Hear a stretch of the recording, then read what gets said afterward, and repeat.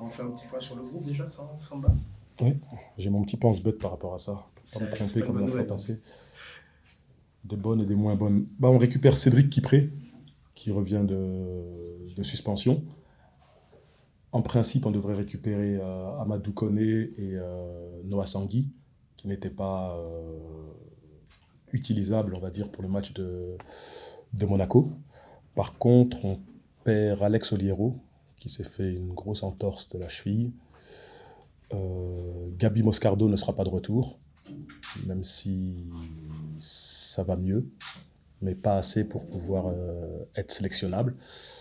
Et voilà, les blessés de longue date qui sont Reda Kadra, qui sont Modarami, Jordi Siebatcheux et Yaya Fofana. Et voilà. Où en sont-ils justement, ces quatre-là? Bah, je vais commencer par Jordi qui est Ouais. en revalidation. Donc il est en séance spécifique avec Baptiste. Ça évolue bien. Le délai, il devrait se situer pour Marseille ou la semaine du triptyque Coupe de France et Strasbourg. Reda Kadra, qui, après avoir passé pas mal de temps à Berlin, est de retour entre les mains de notre staff médical. Il évolue bien aussi, même si on ne va pas le récupérer d'ici la fin de la saison. Mais on le voit de temps en temps trottiner sur le terrain. Il fait pas mal de travail en salle, donc ça va dans le bon sens. Modarami est toujours au Danemark, auprès du staff médical danois, alors que Yaya Fofana est à Clairefontaine. Je crois qu'il lui reste encore une semaine à Clairefontaine avant de rejoindre le centre d'entraînement. Tu l'auras pour la fin de saison, Yaya Fofana? On l'espère. Mm. Je crois qu'il doit passer un examen à son retour et on espère pouvoir l'utiliser, même si c'est pour les derniers matchs, ce ne sera pas trop son apport. Gabriel Moscardo, qu'est-ce que c'est? Gabriel Moscardo, il a une gêne à l'ischio qui persiste. Alors en début de semaine, ça allait un peu mieux, puisqu'il a pu sortir, mais pas assez pour pouvoir prétendre à être dans la sélection. On arrive sur des matchs qui comptent, alors non pas que les autres ne comptent pas, mais là quand même, que ce soit au CR et on aura plus tard Saint-Etienne et Montpellier, on est vraiment sur ces matchs un peu pivots. C'est un petit peu comme ça que vous l'abordez, là, il n'y a plus vraiment à calculer, là, faut vraiment le gagner celui-là, parce que sinon, en plus, sans vouloir être négatif, si vous ne le gagnez pas, vous pouvez devenir chasseur, alors que là vous êtes chassé, c'est important. Exactement, et on en est conscient, c'est la différence avec... en fait, ce scénario-là, on le répète, avant Le Havre, il fallait absolument gagner. Avant Nantes, c'était la même chose. Angers, cette fois-ci, c'est Auxerre. Bien sûr qu'on est conscient de ça, mais ça va être un défi pour nous. Puisque après une si longue série de disettes, remporter n'importe quel match de Ligue 1, ça devient un challenge. Et, mais est-ce qu'on a un autre choix que celui d'être positif et de croire que ça va basculer ce week-end? Je pense pas. Euh, les joueurs sont dans un état d'esprit où ils sont inquiets, où ils sont... Ouais, ils souffrent, je le répète encore, mais hors de question de laisser de la résignation. Il reste encore des matchs. Celui-ci est important. Mais après celui-ci, quel que soit le résultat, celui à Brest le sera tout autant. Mais on va, on va essayer de faire en sorte qu'il y ait 11 guerriers sur le terrain, qu'il y en ait 9 autres sur le banc prêts à prendre le relais. Et nous, au niveau du staff, on va essayer de leur impulser aussi cette force et cette énergie pour faire en sorte qu'on remporte ce défi. Tu sens que ce travail-là est plus important que d'habitude? Pardon, c'est vrai. Sur le plan mental, tu disais les joueurs sont un peu inquiets de la situation. Est-ce que par rapport à d'habitude, ce travail-là est un peu plus intense encore dans l'énergie que ça dépense au-delà du travail tactique et technique? Oui, je pense que le travail tactique, technique, athlétique, il est important, mais aujourd'hui, c'est au niveau de la mentalité que la différence va se faire. Euh, contre ces équipes-là, celles que j'ai citées avant, les matchs se sont joués à chaque fois à très peu de choses. Contre Le Havre, on a été rejoint. Contre Nantes, c'est un but d'écart. Contre Angers, c'est un but d'écart aussi. J'imagine que contre Auxerre, ça va se jouer à peu de choses. Mais on doit faire en sorte que cette fois-ci, ça bascule pour nous. Donc, bien sûr qu'ils vont nous poser des problèmes tactiques et autres, mais on va devoir surtout répondre au niveau de la mentalité. Il faut qu'on ait une mentalité à toute épreuve, euh, vraiment conquérante. Des fois, ça sera peut-être pas beau, mais il va falloir qu'on n'abandonne rien, de la première à la dernière minute, qu'on prenne les devants, qu'on prenne l'initiative et qu'on ne subisse pas les événements. Parce qu'on n'a pas le choix d'aller de l'avant. Je ne sais pas si le mot inspirer est le bon mot, mais est-ce qu'on peut s'inspirer du scénario du Havre, par exemple, qui est devenu désormais un adversaire direct, sur le scénario qu'ils ont réalisé à Lens, par exemple? Bien sûr, on se rapproche de la fin de la saison et toutes les équipes savent que l'échéance finale approche et qu'il faut aller créer des exploits. Parce que quand on est dans le fond du classement, chaque match, et quel que soit l'adversaire, où tu peux prendre un point, c'est presque un exploit. Le Havre a été gagné à l'extérieur la semaine dernière. Il y aura d'autres résultats surprenants comme ça, mais pourquoi pas nous? À commencer par celui de ce week-end contre Auxerre. Parce que je pense qu'au vu de notre série, il y a peu de gens qui s'attendent à ce qu'on gagne ce match. Ben, ça sera à nous de faire mentir tout le monde. Est-ce que tu as l'impression que le groupe a pu se régénérer là? Vous avez un peu plus de temps pour le préparer parce que tu me disais à Monaco, il n'y a plus d'essence dans le moteur. Oui, ben, on a eu une semaine classique. Une trêve. Donc, une trêve, ouais. Qu'est-ce que c'était long en plus. Mais non, les joueurs ont pu récupérer de leurs efforts de la semaine passée, qui ont malgré tout été importants. On a pu récupérer quelques joueurs qui étaient mal en point, comme Amadou Koné, comme Noah Sangui. Certains ont dû souffler aussi parce qu'ils avaient des petits problèmes physiques en début de semaine. Donc là, on récupère un groupe un peu plus fourni. Ça donnera déjà un peu plus de solutions, que ce soit pour le 11 de départ ou pour les changements qu'il pourrait y avoir en cours de match. On a vu depuis que tu es à la tête de l'équipe que tu as essayé des changements avant les matchs, en cours de match aussi pour changer les choses, penser la décision. Est-ce que tu penses qu'il faut encore changer, chercher ou plus de stabilité? Qu'est-ce que tu penses à ce niveau-là? Pour moi, il faut trouver une formule qui gagne des matchs. Donc ça, c'est sûr que c'est facile à dire, mais quand on est engagé, même en cours de match, et qu'on voit que ça ne fonctionne pas ou que ça ne va pas dans le bon sens, je pense qu'il ne faut pas s'entêter à continuer. Donc oui, ça peut paraître expérimental, mais ça ne l'est pas. On cherche des solutions et des formules qui peuvent embêter les adversaires, qui peuvent nous aider à faire basculer les matchs dans notre sens. Que t'inspire cette équipe de Serre qui elle aussi a connu un gros coup de moins bien, qui a surnoyé contre Marseille? Bah, malgré tout, c'est une équipe surprenante. Parce que je pense que si en début de saison, on avait demandé aux Auxerrois de signer un papier pour être à cette position-là, et avec ce nombre de points-là, je pense quand même qu'il l'aurait fait. C'est une équipe qui est inspirante parce qu'il n'y a pas de grand nom, mais il y a un collectif qui est bien rodé, qui fait des choses simples, mais les choses simples, elle les fait parfaitement.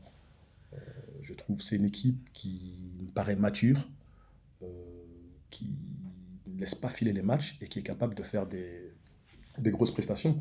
Pas plus tard que contre l'OM, pouvoir en mettre 3 sans en encaisser un seul, c'est quand même quelque chose de grand. Donc on s'attend à une adversité,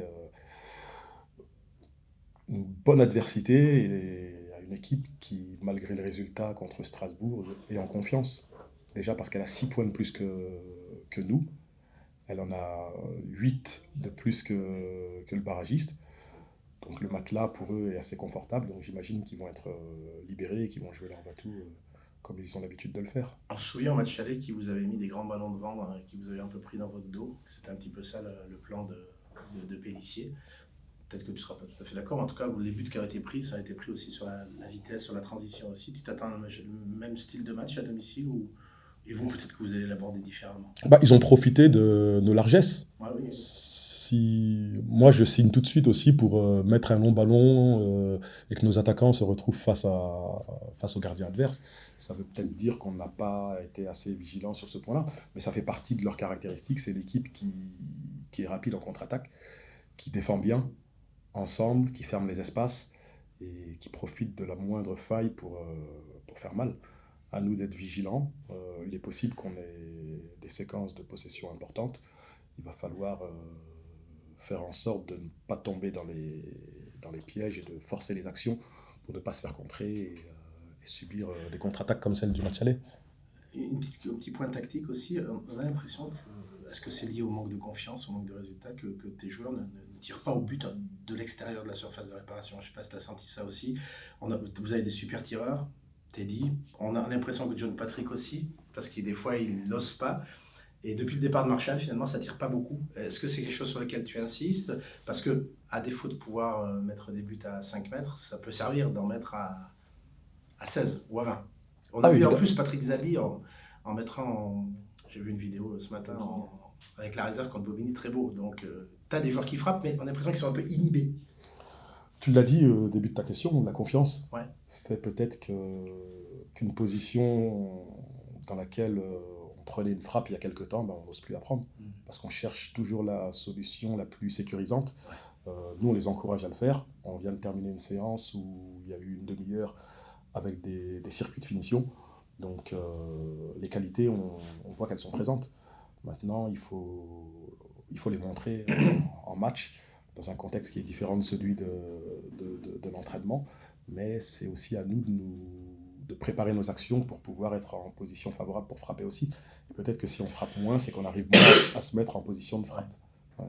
J'ai quelques questions aussi sur le secteur de jeu que tu connais bien, c'est la défense centrale. Depuis le départ d'Emmanuel Agbadou, on se rend compte qu'il n'y a pas beaucoup de stabilité avec les suspensions, les blessures, vous avez beaucoup changé d'association. Est-ce que ça explique pour toi en partie aussi les difficultés que vous avez en ce moment?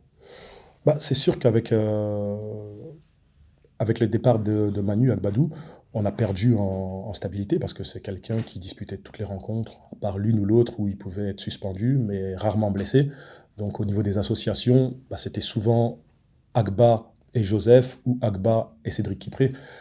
Avec son départ, y a des joueurs qui sont arrivés pour compenser, qui sont Malcolm, et j'associe aussi Maury parce qu'il peut évoluer à cette position. Donc par obligation, quand Joseph était blessé, on a dû mettre une paire inédite. Par obligation, quand Cédric a pris son carton rouge, on a dû aussi tester. Mais je pense que le jour où on va gagner un match et qu'on va faire un clean sheet, vous allez voir une association qui va pouvoir être rééditée. L'association justement Okumu-Kipré, celle qui avait été mise en place avant qu'il y ait des blessures, des suspensions, elle manque encore d'automatisme? L'équipe manque d'automatisme aussi, parce que par la force des choses, on doit la changer. Quand elle ne fonctionne pas, donc il y a un ou l'autre élément qui est modifié. Elle cherche aussi de la confiance, cette association-là, tout comme les autres. Je pense qu'un match où on va concéder peu d'occasions et où on ne va pas concéder de but, ça va rassurer tout le monde et ça va permettre d'être un peu plus serein au niveau d'une notre charnière. Est-ce que tu peux nous dire un mot de chacun d'entre eux, de Joseph Okumu et de Cédric Kipré, sur leurs qualités, sur comment tu les perçois? Joseph, quand il est à 100%, c'est un défenseur hors pair pour gérer la profondeur. Parce que pour un défenseur central, il a une vitesse qui est incroyable. C'est quelqu'un qui aime avoir le ballon et qui aime relancer, qui se précipite parfois. Donc pour ça, on doit le canaliser parce qu'il veut que les actions aillent vite, alors que parfois il faut être patient. Cédric, c'est un autre profil, un profil plus athlétique, un profil de contact qui est très calme au ballon. Des fois, on a peut-être même envie de l'exciter un peu pour que le ballon aille plus vite. C'est des profils qui peuvent être complémentaires, parce que quand on a deux profils similaires, des fois, il nous manque quelque chose dans la complémentarité. Ici, ils peuvent fonctionner, tout comme si on met Maury ou si on met Malcolm. Ce sont des associations qui peuvent fonctionner. Et elles fonctionneront le jour où, je le répète, on enchaînera des résultats positifs. L'un des gros points d'amélioration, ça reste la relance. Ça fait partie des points d'amélioration, mais ce sont des défenseurs avant tout. Donc le premier point qui est important, c'est qu'ils fassent en sorte qu'on ne concède pas de but et qu'on concède le moins d'occasions possible. Avant même la relance. Bien, même si la relance fait partie, pour qu'on puisse marquer des buts, il faut que ça parte de relance propre et intelligente. Et toi, en tant qu'ancien défenseur central, justement, spécialiste du poste, est-ce que tu parles davantage avec eux? Est-ce qu'il y a davantage de conseils aussi par rapport à l'expérience que tu as? Oui, je leur donne des conseils par rapport à ma façon de voir les choses, mais le foot de mon époque n'est vraiment pas le même que celui de maintenant. Donc, aussi bien pour les défenseurs centraux que pour des joueurs dans d'autres positions, j'essaye, avec le staff, de prodiguer quelques conseils. Tu penses qu'il a progressé, Joseph, dans sa relance? Que oui, il nous disait l'année dernière que des fois il faisait des relances, je réfléchissais pas trop, ça partait.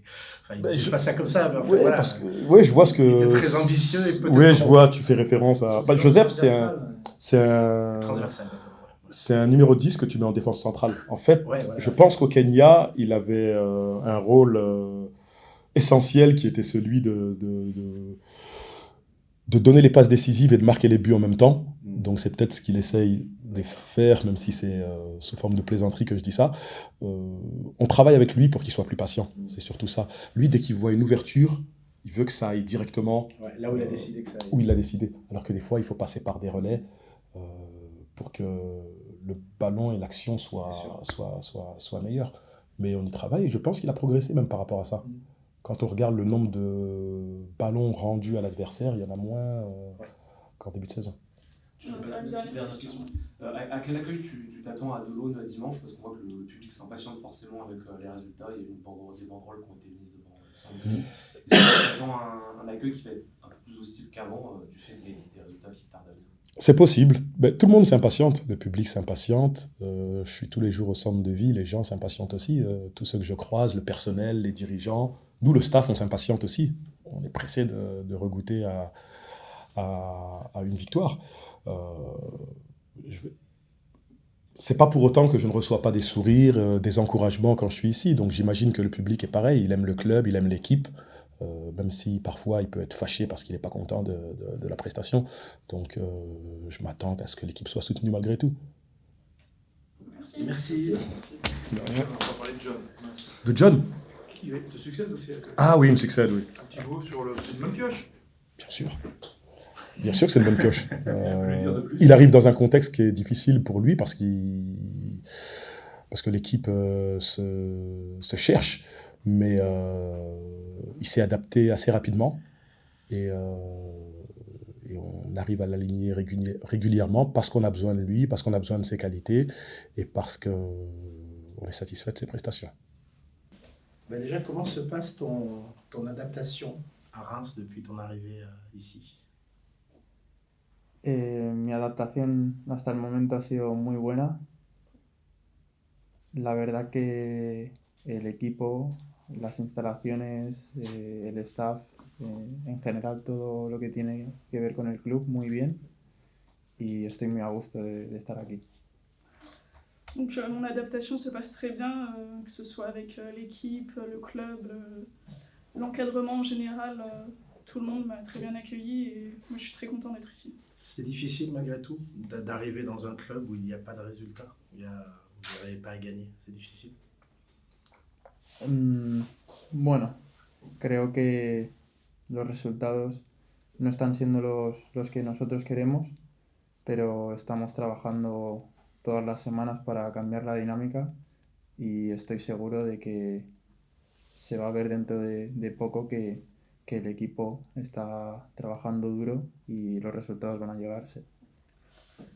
Je crois que les résultats ne sont vraiment pas ceux auxquels on attend, mais on travaille tous les jours pour changer la dynamique et je pense que ça va se voir très bientôt, que le fruit de notre travail va porter et que les résultats vont venir.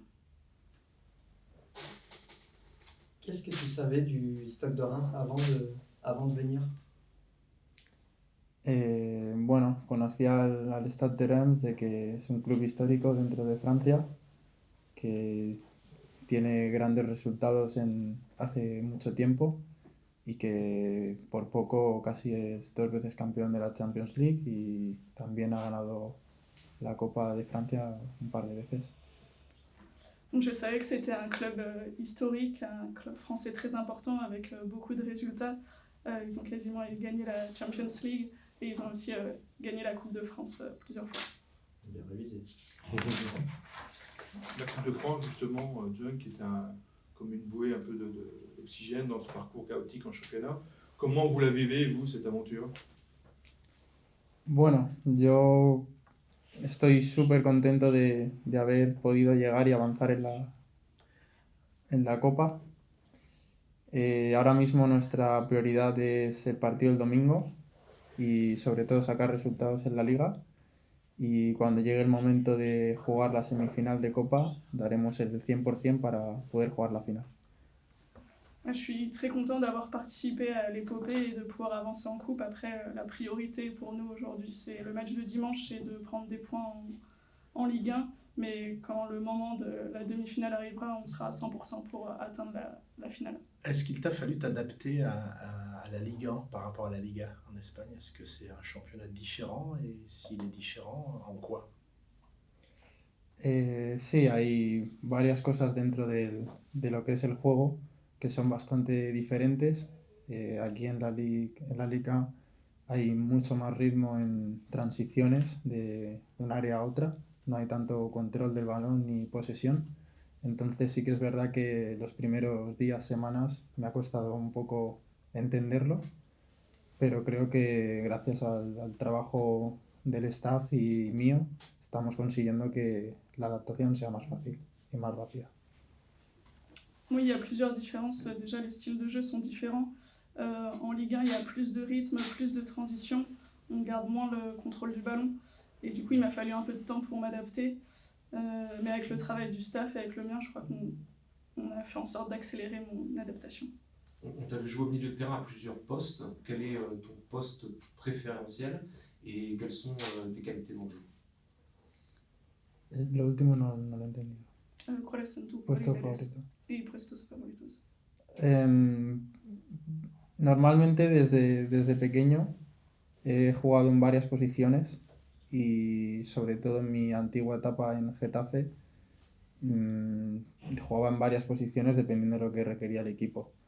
Dentro de lo que yo me siento más a gusto, me gusta mucho jugar de 8, pero siempre estoy a disposición de lo que necesite el equipo. Alors depuis tout petit, je joue à plusieurs positions et surtout à Retafe déjà, je jouais à différentes positions. Après, si je dois donner un poste préférentiel, c'est plutôt de jouer en 8, mais je me tiens à la disposition de l'équipe, donc je peux m'adapter. Pourquoi tu as choisi de quitter l'Espagne et de venir en France?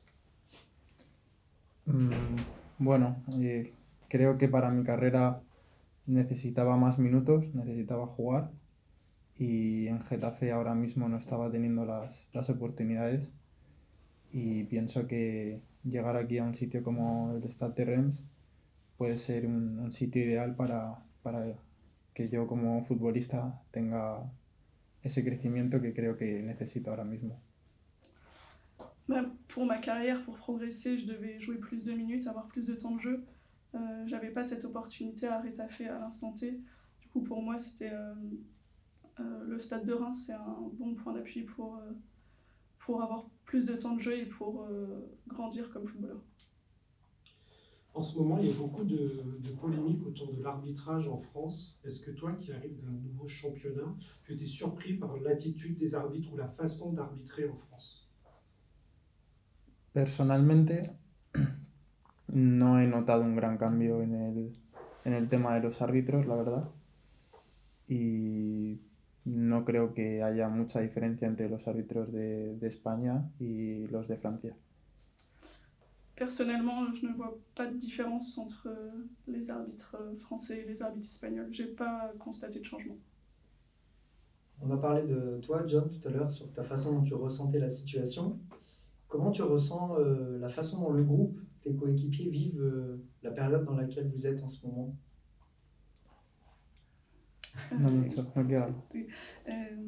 ¿Qué piensas del grupo, del entorno y de la situación actual? Sabemos que estamos en una situación difícil, pero creo que tenemos un grupo con talento, con ambición y sobre todo con ganas de hacer grandes cosas. No estamos teniendo en los partidos las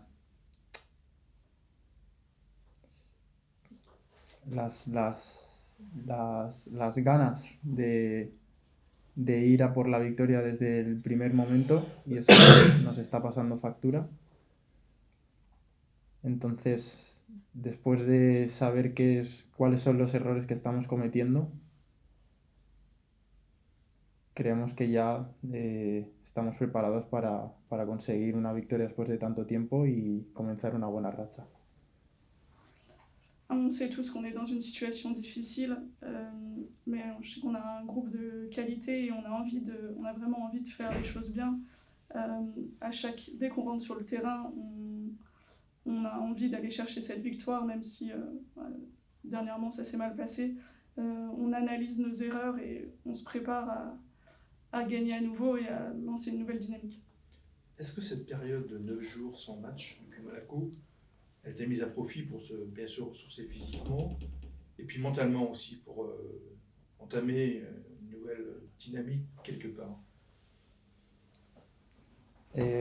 Sinceramente, creo que jugar 3 partidos fuera de casa en una semana fue bastante complicado. Entonces llegamos al partido de Mónaco un poco cansados físicamente, sobre todo. Creo que eso se nota, sobre todo contra un equipo contra Mónaco, que es un equipo que está de los primeros puestos de Francia. Entonces creo que si hubiéramos podido tener 1 o 2 días más de descanso, seguramente el partido hubiera cambiado. Personnellement, je crois que jouer 3 matchs à l'extérieur sur si peu de temps, ça nous a compliqué la tâche. On est arrivé à Monaco un peu fatigué, surtout physiquement, et ça s'est vu, surtout contre une équipe de Monaco qui joue les premiers rôles. Je crois que si on avait eu 1 ou 2 jours de plus, ça aurait pu changer la donne. Plus personnellement, tu as 2 nationalités, espagnole et irlandaise, c'est ça? Tu peux jouer pour les 2 nations? También, La sélection. aussi, je vais jouer avec l'Angleterre. Angleterre aussi. Oui. Comment tu as appris Enfin, tu parles le français un petit peu, mais tu le comprends. Comment ça se fait?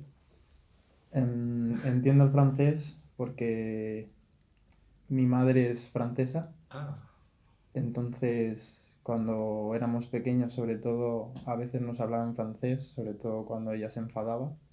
Entonces, más o menos, algunas palabras y frases sí las entiendo bien. Je comprends le français parce que ma mère est française et quand j'étais petit, elle me parlait français, surtout quand elle était énervée. Donc je comprends quelques mots de français. Ça m'aide. tu le parles aussi, oui. Un petit, c'est difficile. Poco. Oui. La próxima vez en francés. ¿Y dónde está tu madre? En Madrid, con mis hermanos pequeños. Les supporters sont déçus des résultats. Est-ce que vous avez un petit peu peur de leur accueil dimanche? Los aficionados no están contentos. Tienen miedo del ambiente en el estadio. No, yo no tengo miedo del ambiente en el estadio.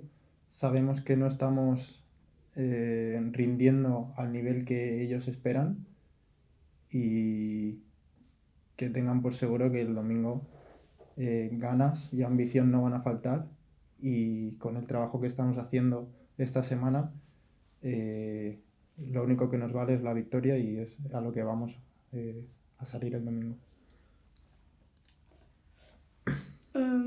Non, je n'ai pas peur de l'ambiance. On sait qu'on n'est pas au niveau qu'ils attendent. On doit juste avoir envie avec le travail qu'on a fait cette semaine et on doit seulement chercher la victoire. C'est tout ce qui nous importe. Cet adversaire, cette équipe d'Auxerre, tu la connais? Sí, conozco al equipo de Auxerre. Hemos estado viendo vídeos de ellos, análisis. Entonces, sí, yo personalmente lo conozco, sabemos lo que tenemos que hacer, cuáles son sus puntos fuertes y también cuáles son sus puntos débiles. Oui, je connais Auxerre, on a vu des vidéos, on a analysé leur jeu. Chaque joueur sait ce qu'il doit faire, on connaît les points faibles et les points forts. Pour revenir sur ton intégration ici, est-ce qu'il y a des joueurs qui t'ont aidé particulièrement dans le groupe à t'intégrer, des joueurs que tu es proche? Sí, gente que me ha ayudado Sí, más no, cercana. Rubén Álvarez. Sí. Bueno, Ludo, es que es una gran persona, que tiene mucha experiencia y ha jugado en muchos países, entonces habla español perfectamente. Y también Sergio, que es español también. Pero en general el grupo, todos me han ayudado a integrarme perfectamente y bromeo con todos y me llevo bien con todos, o sea. Forcément Ludo qui est un grand personnage et qui a beaucoup d'expérience, il a joué dans de nombreux pays et en plus il parle espagnol. Sergio aussi qui est espagnol, mais en général tout le groupe m'a aidé et je me sens très bien entourée par tout le monde. Et aujourd'hui, tu es bien installé aussi dans ta vie à Reims, ta maison. Sí, sí, ya estoy bien instalado, todo bien, sin ninguna preocupación, así que centrado en el fútbol solamente. Oui, donc tout va bien à Reims, donc je peux me concentrer à 100% sur le football, tout le reste, c'est parfait.